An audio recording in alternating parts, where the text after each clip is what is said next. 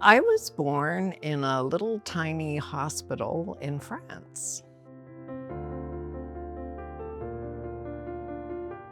In the Northeast, my father was working for NATO and forces establishing microwave repeater stations across Europe. And my parents moved to France with my two brothers, and they elected to live in a little village rather than on the military base so that my brothers could go to a French school and they could experience village life. And I think it's okay to say this, both my parents would have agreed, I was a mistake. I was definitely an unplanned arrival. Well, the family was due to leave, and so I was, I don't know, 3 or 4 months old when we made the journey back to Ottawa.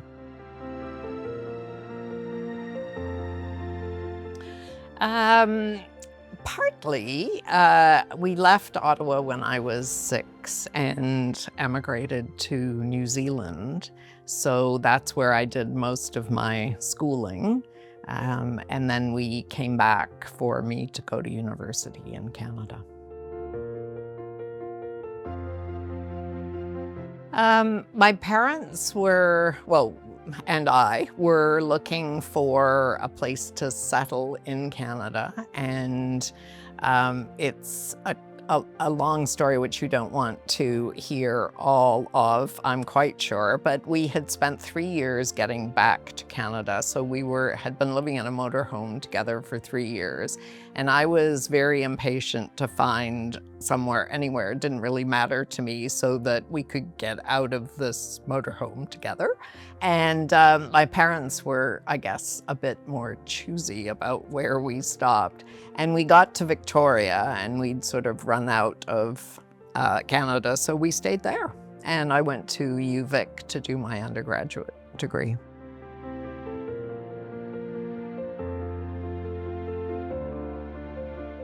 I did an honors undergraduate degree, and my supervisor was very keen that I should continue in academia. I was not so keen, but in an effort to, I guess, persuade me, he organized a friend of his colleague to take me as a master's student at the University of Waterloo.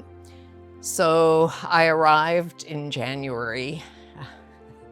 And yes, I hadn't experienced snow since I was a 6-year-old, and it was all a bit of a shock to me. And Waterloo was so much bigger in terms of the campus, and really at the time, I wouldn't say dominated by, but the presence of the engineering and mathematics and computer science programs was really strong. But I had a very happy year in Waterloo, but it made me realize that I was kind of impatient to get out and get on with life, and that doing a doctorate just wasn't for me.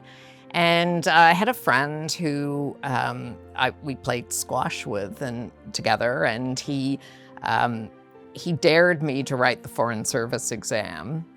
He'd tried it once before and hadn't been successful, and I probably said something silly like, "Oh, I could do that," just to annoy him. And then I wrote the exam and was called for an interview, and before I knew it, I was on my way I went to Toronto first to work in the regional office of Industry, Trade and Commerce.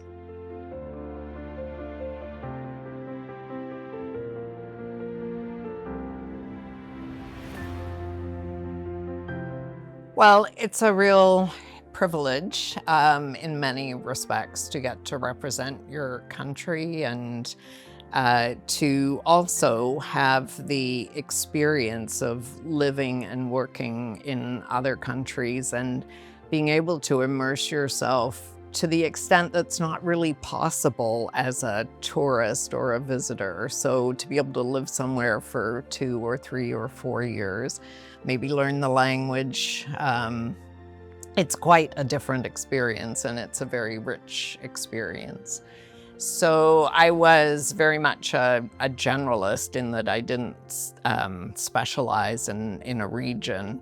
So I had 2 assignments in Africa, one in Australia, one in India, and then finally in Hungary as ambassador. So it was a marvelous career, a marvelous experience for which I'm extremely grateful.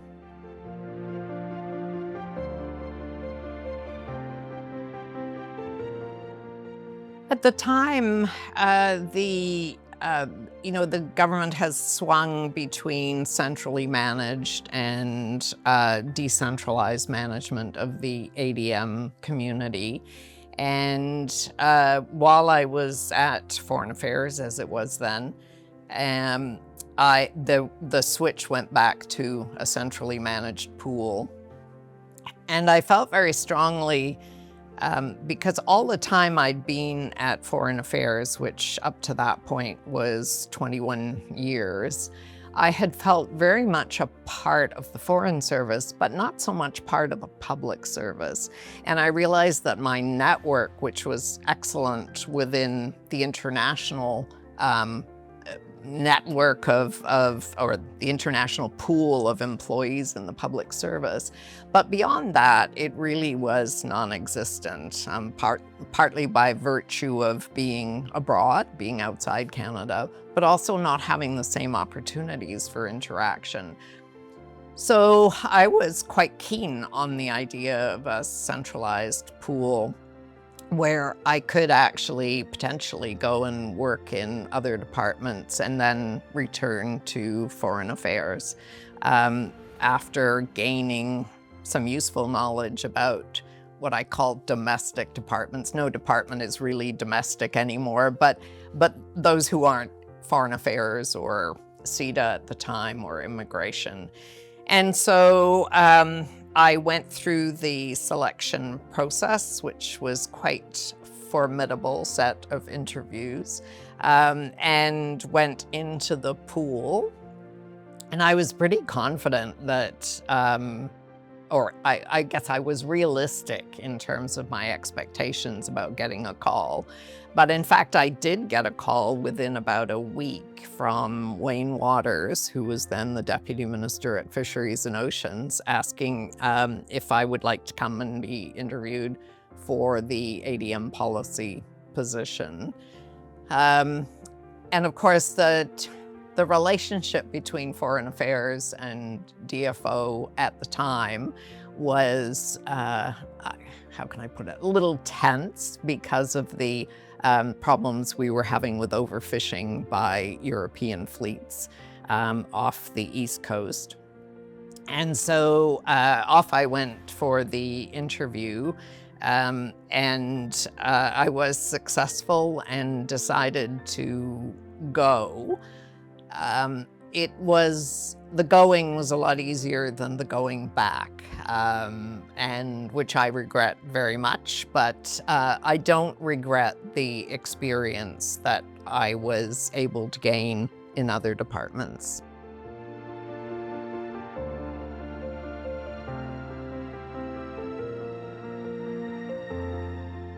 Originally, I was the Assistant Secretary of Government Operations and International International Security and Defense. So I had 2, in effect, sectors, but it took a little while to organize the division of the 2. So I had these 2 very disparate sectors which were what the TBS called program sectors. And it was a revelation to me, I must say, Treasury Board Secretariat. It was such a great opportunity to learn how government works and how it funds itself about which I was woefully ignorant, I think.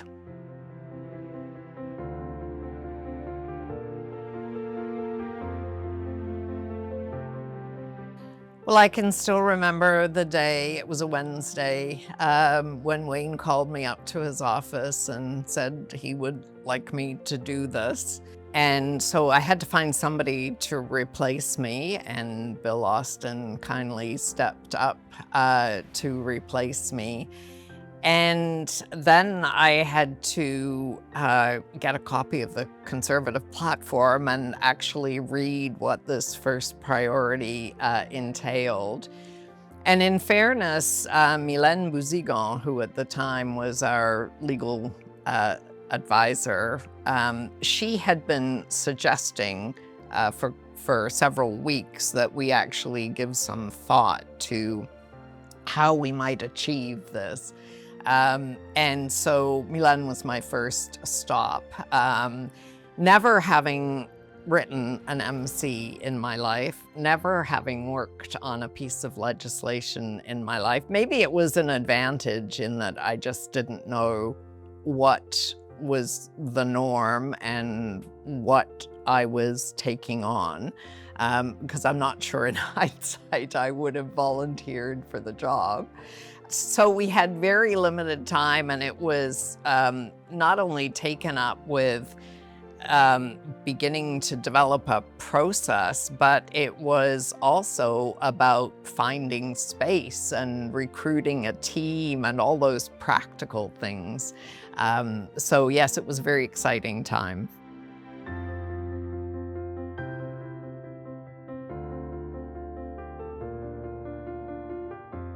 So my marching orders were to get a piece of legislation through the House as quickly as possible.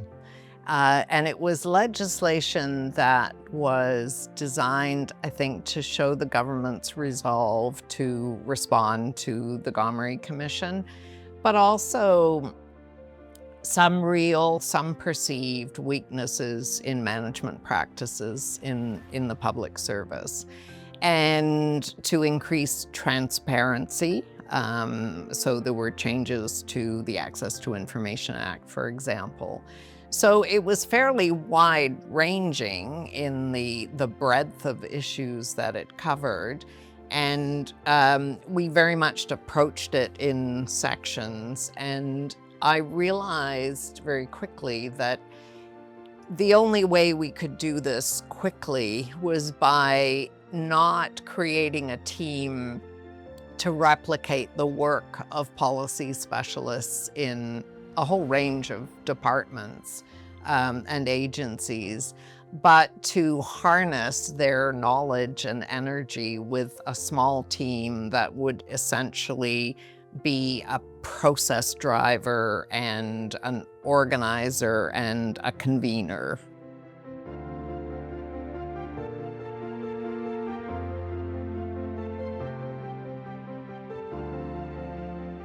I think the Accountability Act was at the time, and perhaps still is, misunderstood. It was not a punishment for public servants.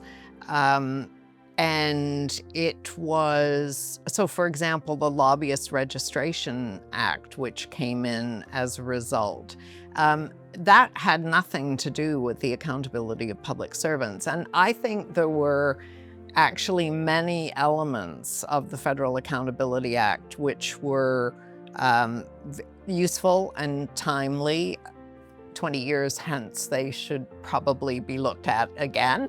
But I think at the time, they were fit for purpose. I think in the process of it going through the House and then the Senate, there was a certain, which is inevitable, it is all part of the democratic process, there was a politicization. And I regretted, for example, at the end, when it was billed in communications material as the toughest anti-corruption legislation Canada had ever seen. That wasn't what the Accountability Act was about. least not the one I drafted. And it was much more important than that. In a sense, it was much more fundamental than that. So I regret some of the communications and the lack of understanding about what was in the act, and the fact that I don't think anybody saw it as punitive. That wasn't the purpose.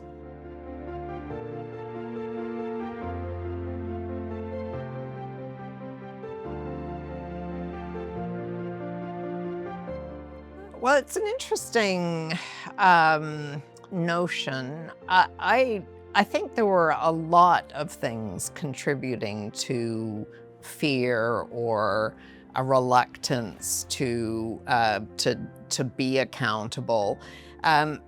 For the first time, really, as a result of the rise of social media and the fundamental changes in communications, public servants became much more identifiable. There was also, I would say, I don't want to use the term weakening because that implies a judgment on my part, but there was a change in the relationship between ministers and senior public servants, and the tradition of sort of ministerial accountability that was beginning to be eroded, I would say. The media was different in its approach to public servants, and the public service in general. So I think there were a lot of things contributing at about the same time.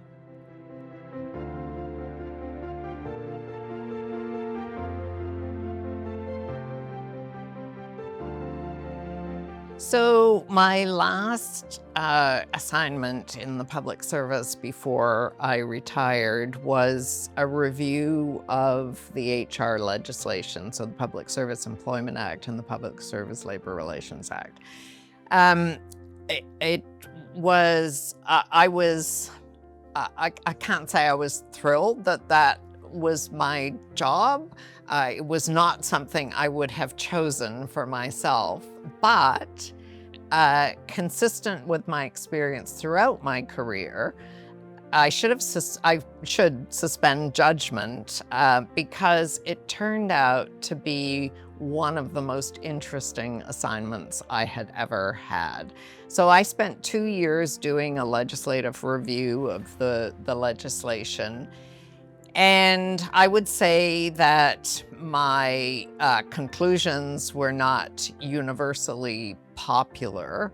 And with respect to the Public Service Commission, which lies at the heart of our nonpartisan public service, because the Public Service Commission was created to remove the appointment authority from politicians and centralize it in an apolitical structure which reports to Parliament and not to a minister. I was very critical in my review of the Public Service Commission, not the institution itself, or necessarily any of the individuals leading it, but of the way in which it was executing its mandate and the effect it was having. You spoke of a chill, so the effect it was having on managers and employees in the public service. And when the clerk asked me if I would like to work at the Public Service Commission so I could address the shortcomings I'd identified, I thought it was a bit churlish to say, well, actually, no, I'm not that interested. But what I didn't want to do, I was really not 100% healthy. And so the president's job was not really feasible for me. And so I said, but I'd be happy to serve as one of the part-time commissioners.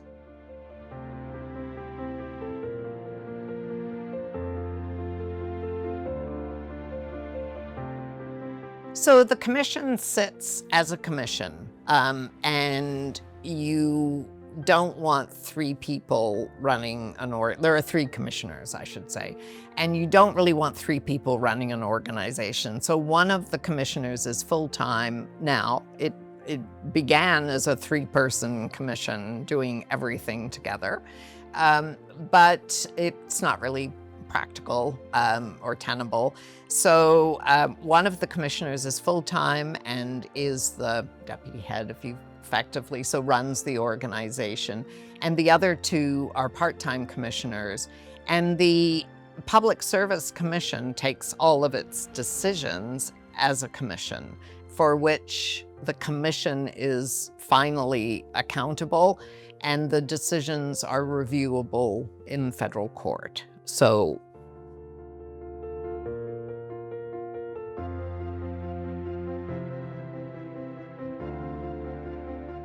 the commission appoints all public servants. We delegate that authority to deputy heads, and then we conduct, I shouldn't use the present tense anymore, but the commission then audits and investigates the use of that authority.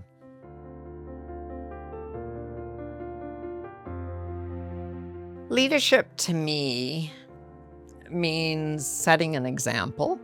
I think, in sort of current parlance, walking the talk. You can say lots of things, and things that are important and things that are good, but unless you are actually living and demonstrating those same things, you're not, in my opinion, demonstrating leadership. It means doing difficult things. It means taking difficult decisions at times. Leadership is not easy, and it's not always fun, but it is hugely rewarding to have the opportunity to lead and find that people are interested in or willing to follow you. So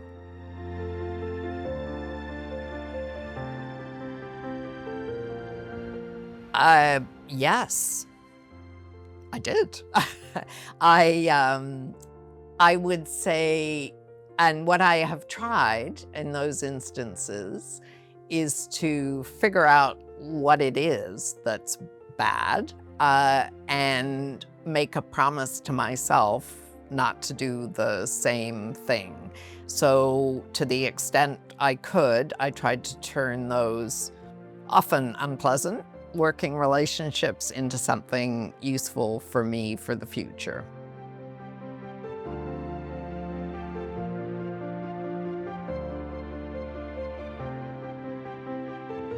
I suspect it has changed over the years. Canada has changed, the private sector has changed, so I'd be worried actually if the public service also hadn't changed.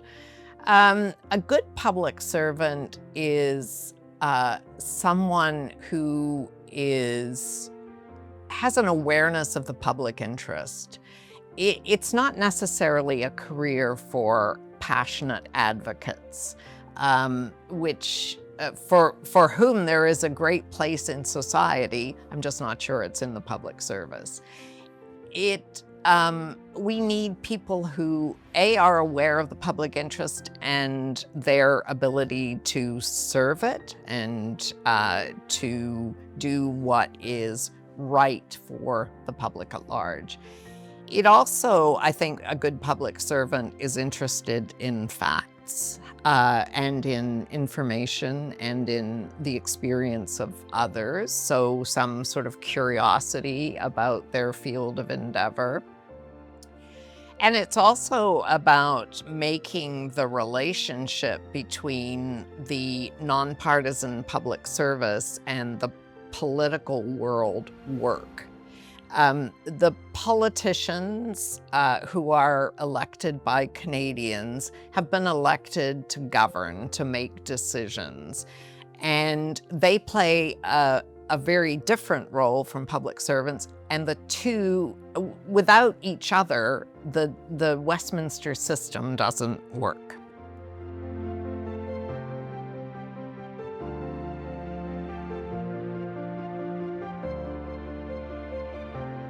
It was a lot bigger, for starters, and big organizations present their own set of challenges in terms of management and leadership.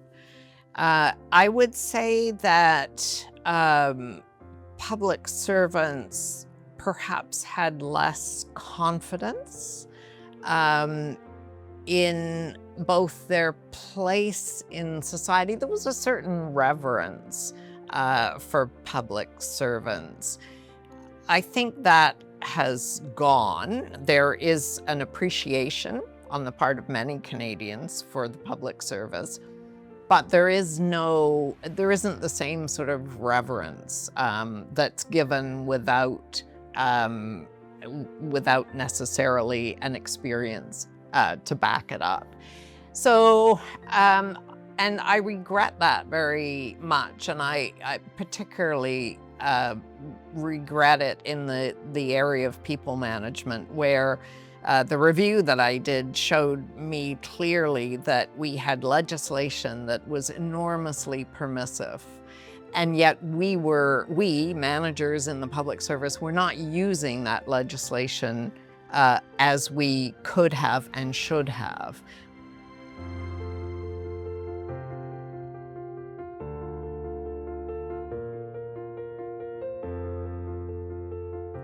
Probably two or three things. The first is that it offers a remarkable experience, a remarkable life experience. And the variety of jobs which can be accessed within the public service is unparalleled. I don't think there's another organization in the country that offers that breadth of experience. The second thing is, and I know it's extremely difficult with the speed at which things move, but it is really important to make sure that recommendations and advice that we give has a solid foundation. It takes time, and time is sort of one thing that nobody has, but that's a challenge we have to confront. And the other thing I think that's really important is the fearless advice. So I prefer that to truth to power, because it implies there is only one truth and that nobody else has the power. And anyway, for all sorts of reasons, I prefer the fearless advice and the loyal implementation. And, you know, when I worked for Prime Minister Harper, we agreed on almost nothing, but he read everything I wrote. I always had a chance to make my case, and that is all I could ask for. And it's so important to understand the place of a public servant. I think you have a happier and more successful career if you understand how the pieces work together. And so, are there things that were done during my tenure that I would have preferred had not been done? Absolutely. But all I was employed to do was to provide advice and guidance. And in fact, Mr. Harper very kindly said at one point that perhaps that was my greatest asset, was the fact that I would say things that nobody else around him would say. And so that fearless advice is really, really important.